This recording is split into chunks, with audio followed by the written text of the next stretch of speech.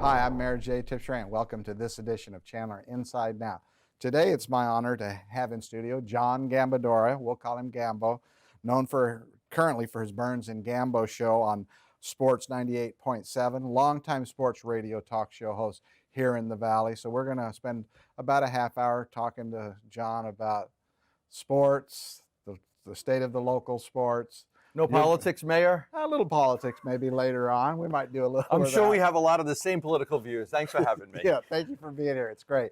Why don't you tell a little about your background as we get started? You know, I grew up in New York, Long Island, and Brooklyn. My father came from Messina, Sicily, and so I'm a first-generation American.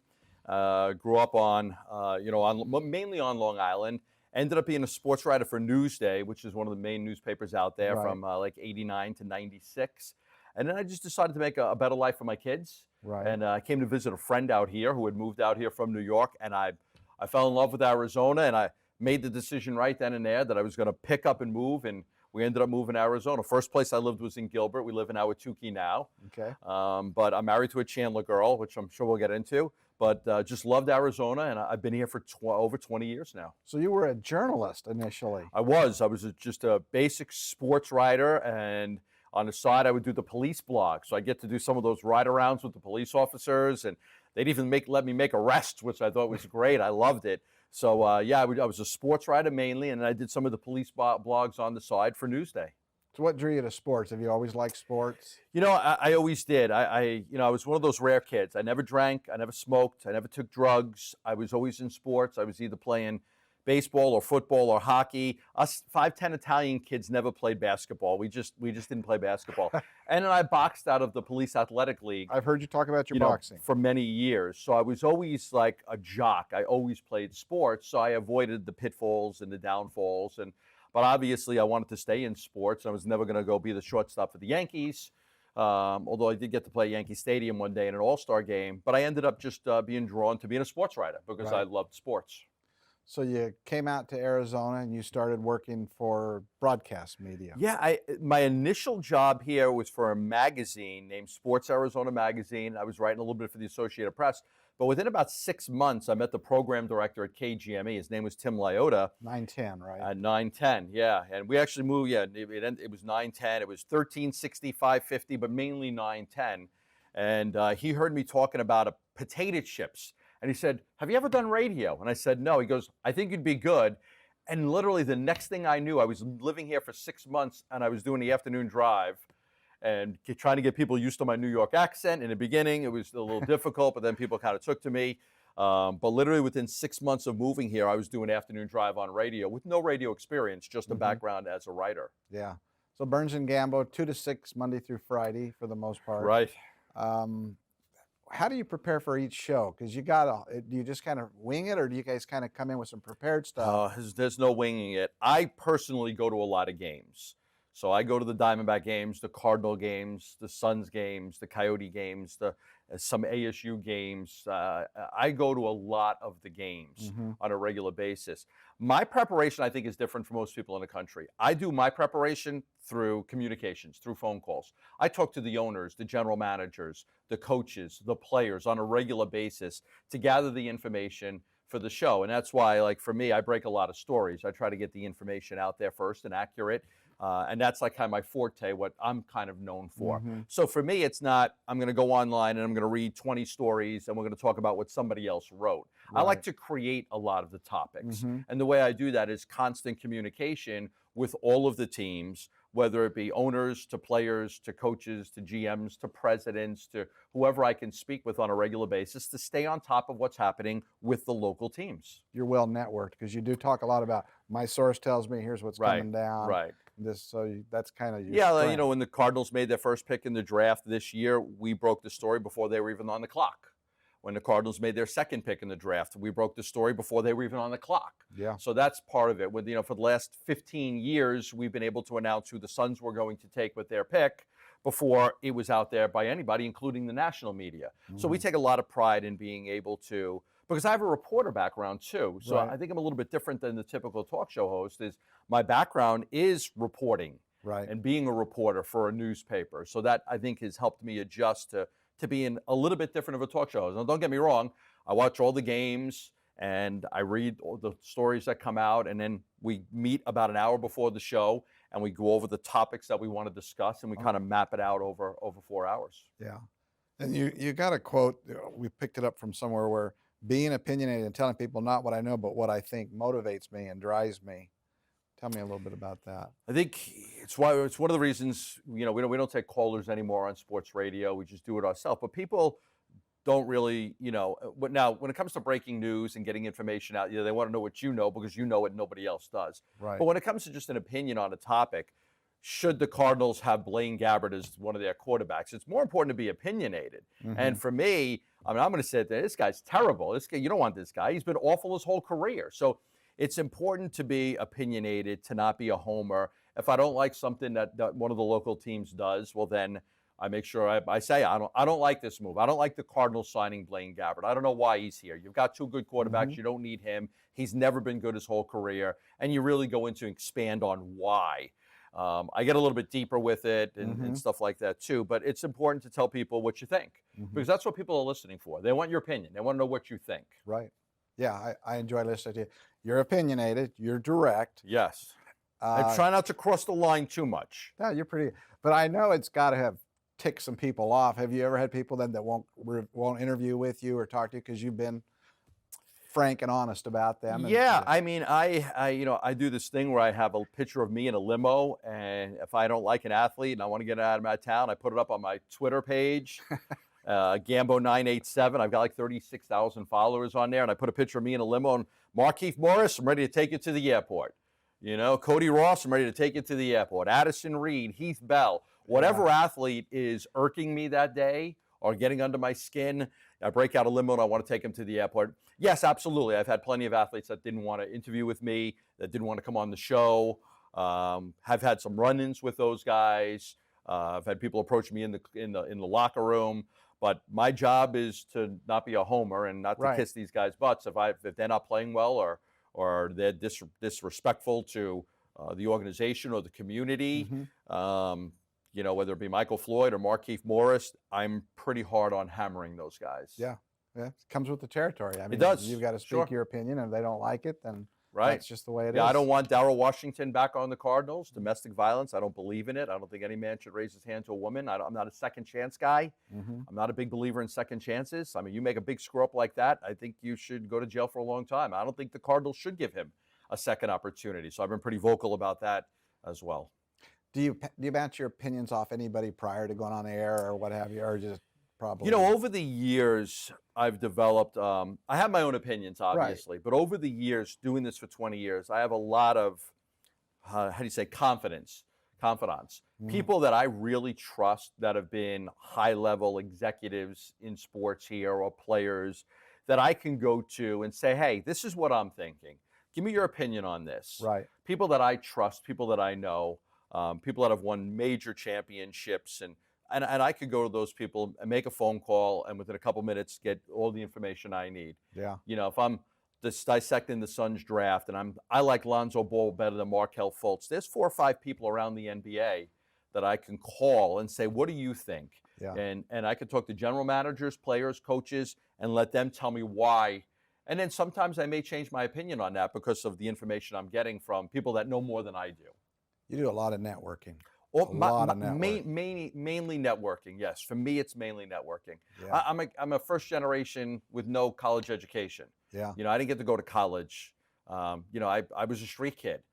So the way I grew up was a little bit different. So it was a lot of networking how I grew up. That was the only way I knew how to make it, was to network. So that's, when I go to a school and I speak to kids in college, if teachers and professors have me in and I say, hey, I'm different than anybody else that you've ever had in. I'm not college educated. I barely got out of high school. Yeah. But I'm going to tell you how I made it to where I am. And I did it through networking. You go on an internship, don't just go there to get the credit. Make sure you meet everybody and make sure that you get a chance to talk to everybody and send everybody that helped you a thank you letter when your internship is done. And then follow up 3 months later and stay in touch with that person, because that person can help you a lot more than your resume can. Yeah. That's my belief. Yeah. Good stuff. You're passionate. Yeah, I talk to these kids on a regular basis, and they think they're just going to do an internship and show up and do their work and stay quiet because they're they're a little nervous and they don't want to meet people. No, go out, meet people, shake hands. Right. Hey, is there any way you can help me? Can I tag along when you go to a Diamondback game? I've had kids do that. Yeah. I'll take you to a Diamondback game. I'll take you in the clubhouse. I'll take you in the locker room. I'll teach you the ropes. And now you've got all this experience that you wouldn't get just because you came and you spoke with me and you asked me for help. So that's what I try to explain to a lot of the kids out there. It's great to get a college education. I got 2 daughters in college right now. I'm very proud of them. I never had that opportunity. For me, it was all about networking. So I try to push that on the younger generation that I speak to, that great, go get your education, but you got to network too. Right. Yeah, good stuff right there. You talk a lot about your notebook. When you talk about your notebook, I envision this old notebook bound with duct tape and stuff.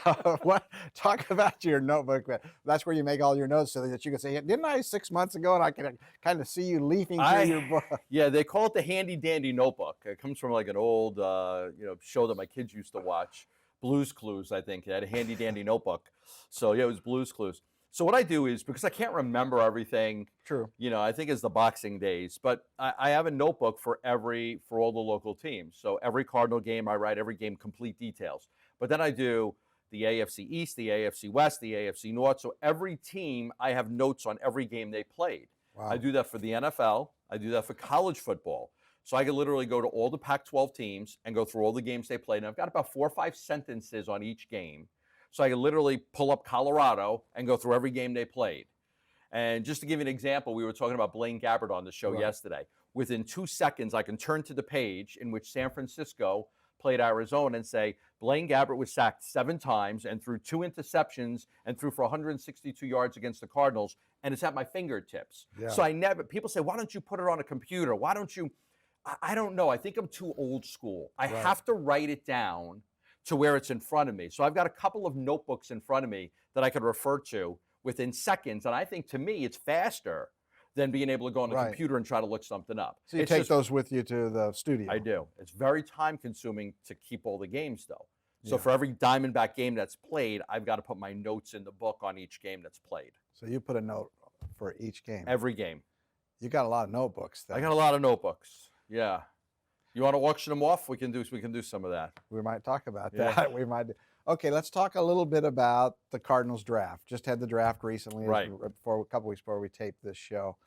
Give me your thoughts on that. Where does it? Loved it. I love that they they resisted the temptation to go get a quarterback, because none of them are expected to be very good right away. Even Patrick Mahomes said he doesn't understand the offense in Kansas City. He's a first-round draft pick. These quarterbacks that are playing in spread offenses have no understanding of a pro-style offense. They run 8 formations and 25 plays all game long. They get to the NFL and their mind's blown by it. They resisted the temptation to grab a quarterback. I like that. They got 2 terrific defensive players in Hassan Reddick and Budda Baker, high character guys as well. So I love the 2 picks. I love Dorian Johnson, the guard, who eventually will replace Mike Iupati probably next year. Mm-hmm. You could get rid of Iupati and his salary and put Dorian Johnson in there, save $10 million. Right. So I love that they addressed the defense with their first couple of picks, because they lost Calais Campbell and Tony Jefferson, and they lost Okafor, and they lost Marcus Cooper and DJ Swearinger. So I like that they kind of filled the holes on defense. I thought their draft was terrific. Good. I'll be right back. Actually, I'm going to reintroduce the show. All right, sounds good. I'm Mayor Jay Tibshraeny. You're watching Chandler Inside and Out. We're talking with radio talk show host today, John Gambadoro from 98.7 Sports. Again, thanks for being in studio today. Glad to be here. So, yeah, the Cardinals are going to get some of these compensatory picks because of those losses you just talked about, I believe. They'll get 4 picks, which will really help them be one of the power brokers next year in the draft, because with all those extra picks, now you've got the ability to trade up if you want to trade up for a player, or make a trade because you've got all those extra picks. So that was part of the process in losing those players, was getting those compensatory picks. Yeah, that's nice. So everybody's talked about the Cardinals. This is kind of a Cardinal town now. They've turned it around. Absolutely. Really been doing good. Bruce Arians is a Chandler resident. We've had him in studio before. Where do you see the Cardinals? What's your prediction for 2017? And I'm not a gambler either, but Vegas has them at about 7.5, 8 wins, and I think that's absurd. Yeah. Now, I'm a Giants fan, so take this the way I think the Cardinals are going to win at least 10 games and compete for a playoff spot. Right. Because you've got Carson, you've got Larry, and you got David. So you've got the three main weapons on offense, a good offensive line, and you still got Patrick Peterson and Deion Buchanan. And if Tyrann Mathieu comes back healthy, and I love the additions with the draft, I don't see them being a 500 team again. I think last year was a little bit of a fluke. Special teams cost them 4 games. It was a disaster. I think they'll fix those problems, and they'll compete with Seattle in the NFC West like they have just about every year. Yeah. Yeah. It is kind of weird that the over-under's at 7.5 or whatever, because that was about as bad a year as you can have. Right. And they're going to improve on that. I would think, automatic. They got off to a 1-3 start. I think that all or nothing, I think that had a little bit to do with it. Got a little too big for the britches. I think they got to their head. They just didn't play well coming out of the gates, dug a big hole and never recovered. But I think this team is much better than they played last year. And I'd be really surprised if they finished anything worse than 9-7 would surprise me. They're still within their window of competing for a Yeah, because I think championship. next year they'll lose Carson and Larry and Bruce. I think next year they will. But for this year, I think that window is wide open. Yeah, good. Let's talk about the Suns a little. What do you see? That draft will be coming up in June. How do you see the Suns doing? They're going to have one of the top picks, depending on if they end up with a point guard, which would be Lonzo Ball or Markelle Fultz, and if they have one of the top 2 picks, they'll draft one of the point guards. Then I see them trading Eric Bledsoe. If they end up with the 3rd pick and they get Josh Jackson, I could see them trading T.J. Warren.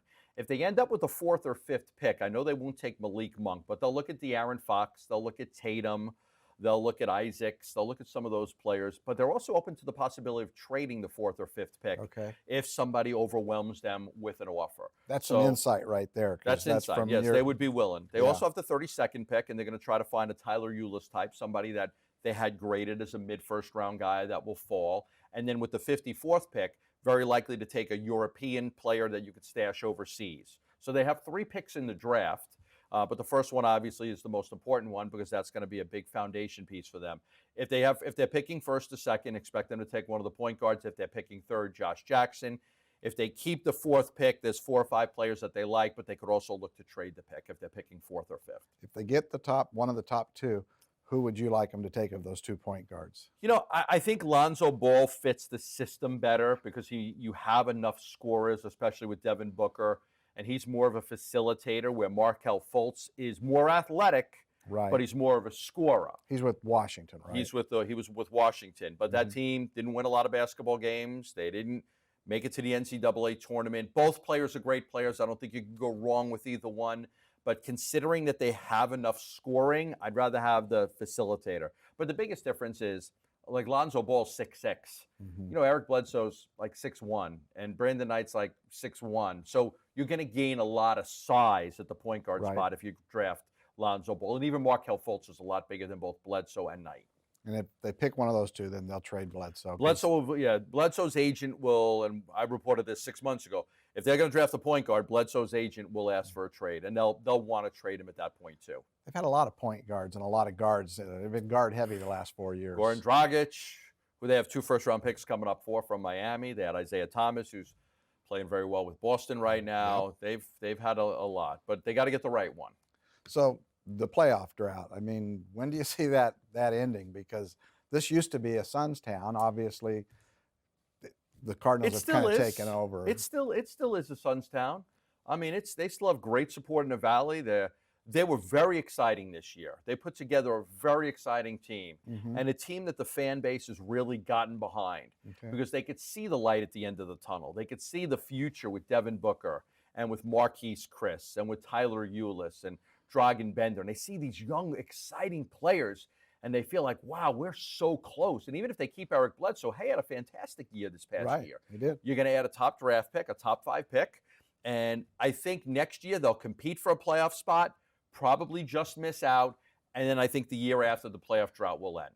But I think we're within 2 years of seeing that playoff drought. So you think they're heading in the right direction? Oh, absolutely. Okay. Absolutely. I think they've made a lot of good moves to put together an entertaining and exciting team, but one that's also going to be very competitive within the next year or 2. Yeah, that's good to hear because everybody loves the Suns, obviously. We do, yes. And they are the first pro sports team in the Valley, so it'll be nice to see them get back into that mix. It's competitive in the NBA, but there's only about 4 teams that really compete for a championship now. I think it's only 2, with Yeah. Golden State and You're Cleveland. probably I right. mean, those 2 teams, and Golden State is still so young with Curry and Clay and Durant and Draymond Green that, you're going to hopefully by the time the Suns get ready to compete, Golden State will be a little bit older, a lot more wear and tear, a lot more playoff games on their body, and then they'll be ready to have somebody take over. Is there anything the NBA is going to be able to do to stop these super duper teams and I don't know how you administrate that or what have you, but you got all the players accumulating to a few teams? Never was like that before. When I grew up, everybody wanted to compete against each other. Yeah. And now they're all migrating. Kevin Durant leaving Oklahoma City to go gravy train on Golden State was shocking to me, which is why I won't root for Golden State. The money's so great right now that these guys can pass up $100 million to go sign somewhere else for $80 million. Unbelievable. Now the teams, the current team that a player is on, still has the ability to pay more than any other team. Right. But the players don't seem to care as much about that because they're still making so much money, and it's all about playing with their friends and trying to win a championship. And so you've seen these kind of super teams form. It started, of course, with Miami and LeBron. Right. And, they were able to add Ray Allen to that team with Dwayne Wade and Chris Bosh. And now you're seeing it with Golden State. I don't see any end in sight unless there's some rule changes. I don't foresee that happening either. Yeah, and you're right. I mean, Durant could have got more staying with Oklahoma City, but he took the move over there. Now, maybe he'll get more endorsement deals because he's in Golden State, although it's not Los Angeles or New York, but we'll have to see. I want to chat with you a little bit about the Coyotes. Okay. The nice thing about, we're a major sports mecca. We got the 4 major teams. Yeah. But the Coyotes are on thin ice. In terms of, are they going to be here? I don't know. I don't. Here in politics, 11 years ago, they had a stadium built for them with taxpayer money. That Glendale area is on the hook for about $150 million still. I don't expect that other politicians are going to support a taxpayer-funded stadium after they just built one for them 11 years ago. Yeah. They don't draw well. It's kind of a niche sport, So they talk about their playoff drought. They haven't made the playoffs in 7 years, I think? Yeah. I just think 11 years after building them a brand new arena, now you're saying we want a new arena. Now, unless like the Indian community comes through and builds it without taxpayer money, I think that's their only chance of survival here. But I don't think, could you look at the politicians in Glendale and say, hey, we're going to build them an arena here after you just got left on the hook for $150 million? No, Can't do it. No. Republican legislature, I don't see any taxpayer money going to build a stadium for them after they just built them a stadium with taxpayer money. I just think that those days of taxpayer stadiums are over. I think if the Indian community, the Pimas can come through and build a stadium for them without using taxpayer money, then they'll have a chance here in Arizona, which we all want them to have a chance. But if not, if they can't get somebody to build them an arena for free, then I think that there is a chance that they could depart and go to another city. Yeah, that'd be too bad. But another state. Yeah. The problem there, you got 80 games a year in hockey, so they got 40. It's one thing to drive over to the west side for 8 Cardinal games if you're a season ticket. On a Sunday. That's a problem, whether it was there or somewhere way out in Maricopa or something. They needed to be more centrally located, I think. It's just, and they don't win. They don't win. They're not competitive. So the hard part about the Coyotes is that they're not a very competitive team. Year after year after year, they're one of the worst teams in the NHL. We'll never know if they put a winner on the ice that made the playoffs year after year after year. Maybe they would get more support from the Valley, and people would be willing to drive out to Glendale for that stadium. Yeah. But I don't know what's going to happen to you've got a brand new arena, it's 10, 11 years old. It's still pretty new. Yeah. If that's vacant and they're not there, which they say they won't play there, they will not play there past like the next year or two. I don't know what happens to that whole area. So it's risky. It's risky to build a stadium not knowing. They had a long-term lease in there, and that lease was broken. Glendale kind of broke it to break the lease because they want them out because of all the money that Glendale has to pay the Coyotes. Look, I hope they stay. But I think what you said earlier is right. They're on thin ice right now. Yeah, it's too bad. It's too bad because it does make a difference in the Valley. Four-sport town is nice. Yeah, not everybody has that. Yeah, I do a weekly feature with Shane Doan, and Right. I love Doan. I hope he comes back and plays next year. And I would hate to see him play his whole career here with the Coyotes, and then there's eventually the Coyotes move to another state. They're in Seattle or Portland or somewhere else. That would be terrible for him, and terrible for the great hockey fans that we have here. A lot of the hockey fans are here in the East Valley. A lot of them. A lot of them are here in the East Valley. So I think it would be awful for them to not have their hockey team. Got a couple of minutes left, so I want to just touch real quickly on the Diamondbacks. I mean, I was listening to you guys talk about it. I think it was last night, and you're talking about you can kind of get a feel for where that team's going to be after about 40 games, and they're just about there at 40 games. They got a game or two. What do you see? I see a team that's probably going to be about a 500 baseball team, a team that's got to make a decision whether they want to rebuild or try to add to what they have. They are very young. They don't have any top 100 prospects in the organization, according to all the experts. Mm-hmm. But their position players are young, whether it's Brandon Drury at second base or Jake Lamb at third or even Paul Goldschmidt, David Peralta, A.J. Pollock, Yasmani Tomas. Their pitching is young with Robbie Ray and Patrick Corbin, except for Greinke. So I think that they have talent. It's tough because the Dodgers spend so much money on their payroll. So I think if they could hang in there and be around a 500 team, they may not blow it up. By blowing it up, that means trading Paul Goldschmidt for prospects, trading Zach Greinke to get out of the contract. If they can hang in the race, they might want to keep the team together and then add to it over the next year or two. If they fall, and I'm talking like 10 games below 500 by the trade deadline, then they may decide that they need to trade their pieces and try to rebuild for 3 years down the road. We'll watch that. We're almost out of time, but I wanted you to maybe just spend 30 seconds on, you help out, you know all of our police here in town. You play on a softball team, but you do some work for one of the charities that benefits police. The 100 Club of Arizona, near and dear to my heart. My old radio partner, Mark Asher, and I started it many, many years ago doing radiothons for the 100 Club of Arizona, giving back to the local police officers and firefighters, that put their lives on the line every single day. We take that very seriously, and we want to honor those police officers, firefighters, corrections officers, border patrol agents. So we've raised millions of dollars for them, over the last probably 8 or 9 years by doing the radiothon and giving back to make sure that the police officers' families are protected if something happens, but also to make sure that all the police departments and fire departments have the right equipment. And that's what the 100 Club does. It makes sure that they have if the budget doesn't allow for new vests, the 100 Club can come in and provide the new vests. Yeah. Thank you for that. We appreciate it. Yeah, it's been near and dear to my heart. Good. We'll bring you back and continue this conversation. Yeah, I love Chandler. I'm married to a Chandler girl. I am married to a girl that graduated from Chandler High School. So we have our Chandler ties. And I work out at a facility called The Pit in Chandler on Cooper and Germain. So I am in Chandler just about every single day. We like that. Keep coming back. All right. Thank you, Mayor. I'm Mayor Jay Tibshraeny. You've been watching Chandler Inside and Out. Appreciate you joining us today. Until we see you again, take care and be safe. All right. How was that?